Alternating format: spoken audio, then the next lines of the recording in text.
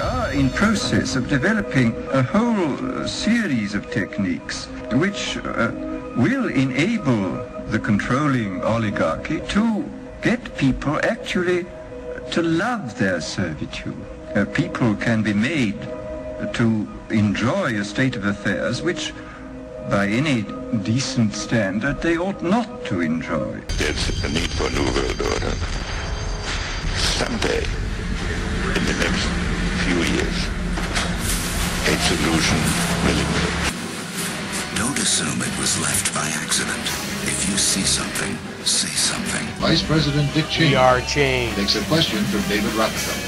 Vice President, I just enjoyed so much your whole speech, but I was particularly pleased that you gave such a strong endorsement for the free trade agreement for all the Americans. A subject that has been of great concern to me for many years, particularly recently, and I think it's absolutely essential for the strength of our economy.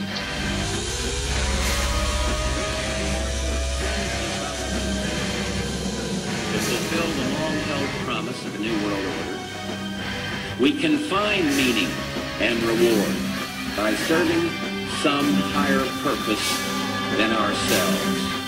A shining purpose, the illumination of 1,000 points of light. What is at stake is more than one small country. Exposing the collectivist global elites. It is a big idea. Malthusian quest for a new world order. A one-world dictatorial government where all aspects of human life are under their control. To achieve the universal aspirations of mankind. We are changed. Where news the mainstream media ignores is the top story and your voice is heard. Good evening, everyone. This is Howard Nima, and you are listening and watching We Are Change.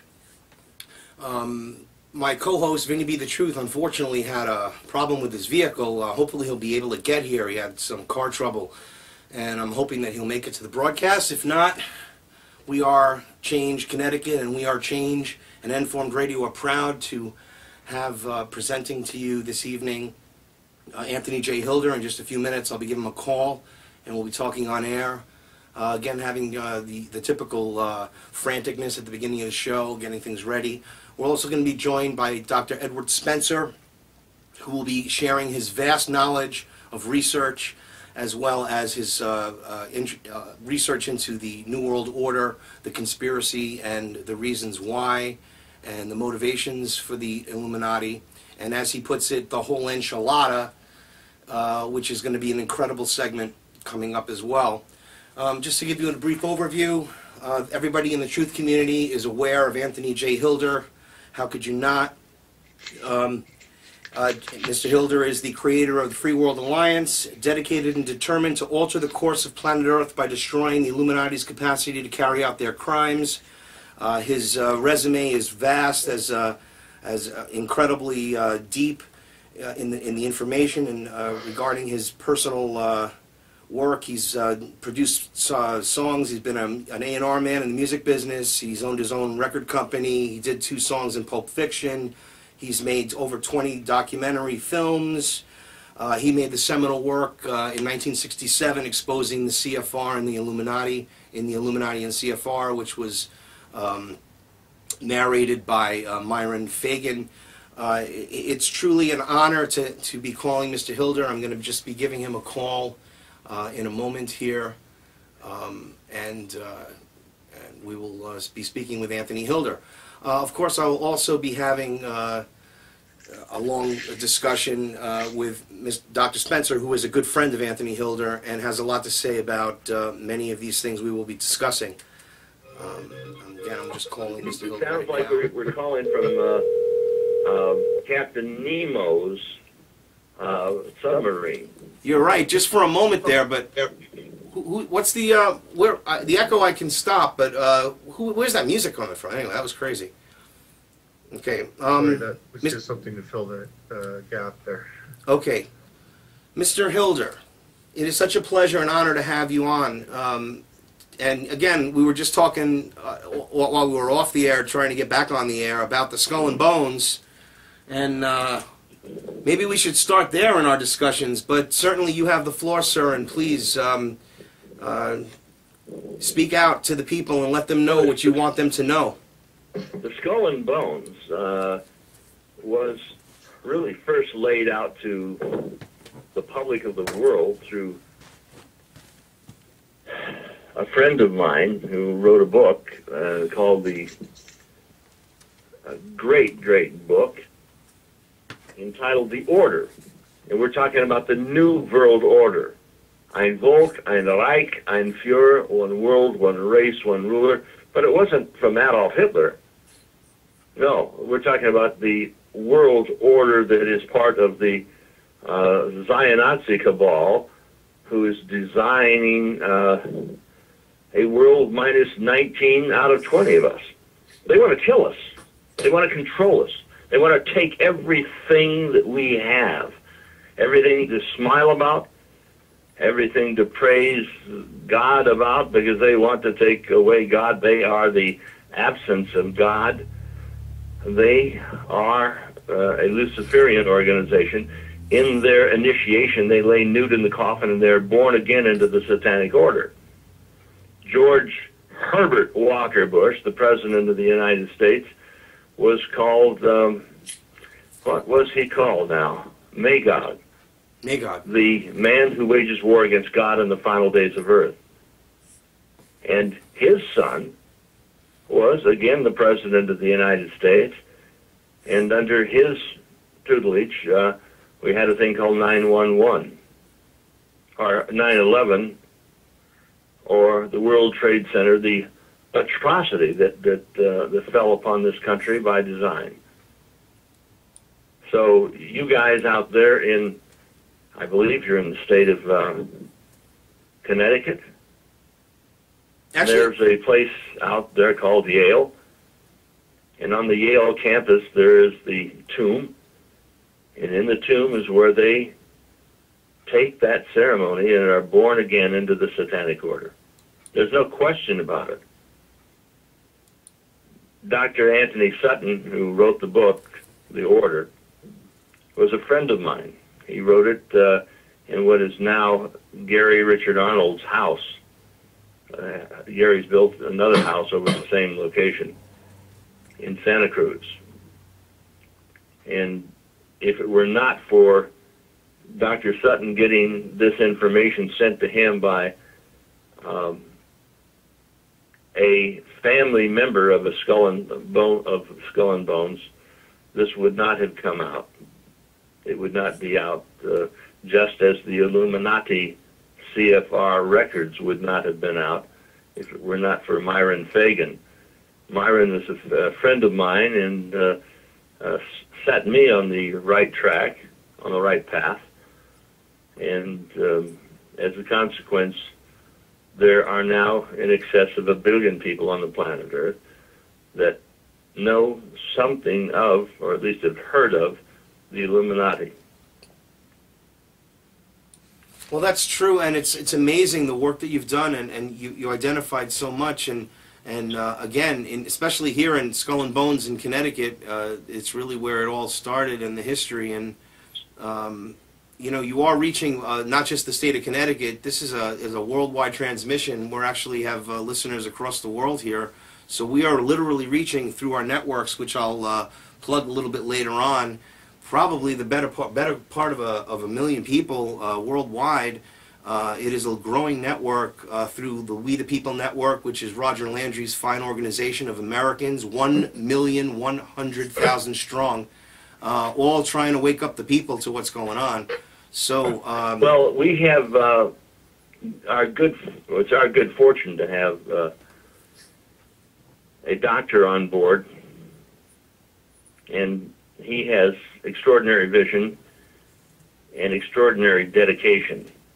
I don't know which is more important, the dedication or the vision, but in this particular case we have a doctor with vision and dedication, and he talks about the Zion Nazis. And people say, well, you're talking about the Jews. No, we're not talking about the Jews. We're talking about people who are really anti-Semitic. One second, Ed. I'm sorry, Ed. I think could you just your mic is. Could you mute that mic there for a second. Okay, you're hearing some sound? Yeah, you hear a lot of sound. Your mic, you got a great connection, but I need to mute your mic until you speak, and when you speak, please unmute it. Unfortunately, we're not really exactly high tech here, you know, but I can't do it from here. I'm sorry. But anyway, yeah, just do that and we'll get a clearer connection. I'm sorry to interrupt you, Mr. Hilder. I just want to get a clear transmission. Well, part of the big picture is getting the clear transmission. It's getting the big picture. It's getting all of the bits and pieces, all of the sections together so we hear things clearly. Sometimes we can hear, but we don't get the big picture. In this picture, at this time, we need both. So we're on with Dr. Ed Spencer, friend of mine, patriot, is dedicating this portion of his life and from this portion on out to saving the world, literally, because there's a world war and it's being conducted against us. Every day. Hello? Can anyone hear me out? Yes. This is Sherry Kane and Dr. Leonard Horowitz joining the call. Oh, good. Glad that you joined the call. So let's talk about the war on We the People, Mr. Hilder, and how your involvement is in that, the war on We the People, how you are part of the reason why the message never gets to the masses, because you're involved in a COINTELPRO operation, which you have denied. Oh, my goodness. Oh, goodness gracious. This is something. You have also denied that you have... I have been told by Lynn Horowitz, Dr. Lynn Horowitz, on stage at the Conspiracy Con, that I told him I was a member of the Central Intelligence Agency, the CIA. And that's just a great surprise to me because I never picked up a check. Well, you know, this is Dr. Leonard Horowitz right now, and frankly, that's what you not only told me, but your friends Robert Kassar and many others who knew you from many years ago. You, in fact, said to me, I'd like to show you my bullet hole in my chest as I was part of the agency, and I assumed that you were telling me the truth. Now, I don't understand why you would deny what you told myself and Robert Kassar and other people, as a matter of fact, that you were with the agency, that currently you have a scar on your chest associated allegedly with a bullet hole that you received in the service of the CIA, and that now you're making a claim that I somehow fabricated this. And well, not only that... This is Dr. Horowitz, and we can only one speak at each time. If you tell another lie, you're going to turn to stone. In fact, I will make one deal with you. If you don't tell another lie about me, I won't tell the truth about you. Well, no, I encourage you to tell all the truth, including, you know, what is Ms. Kane's bust size according to you? These are the kinds of truths that you put out, and the bottom line is that you represent those for people within our groups, the awareness movement, the holistic health movement, people who are concerned about patriotism, Christianity, the fundamentalist movements that we praise God and we want to see our planet a healthy and safe place to live for our children and our children's children. And what's interesting is how you associate yourself and frequently discredit yourself as that is a kind of like pathognomonic, or it's diagnostic, it's indicative of a COINTELPRO operative that discredits everything. The movements have been infiltrated. No question about that. If there has been a movement that's been infiltrated, it's been infiltrated by you. Well, yeah, you know, that's right. But frankly, in 1996, I infiltrated the movement with a book called Emerging Viruses, AIDS, and Ebola. That was 3 years of work, meticulously documented scientific reference that included the United States government contracts under which numerous AIDS-like and Ebola-like viruses were bioengineered by the Army's 6th top biological weapons contracting lab. And within probably 3 months, Terry Reed, who you know, I know, and we associated just like you and I considered ourselves friends at one point, I considered Terry Reed a friend. Well, Terry Reed passed that book on to a number of people in Hollywood,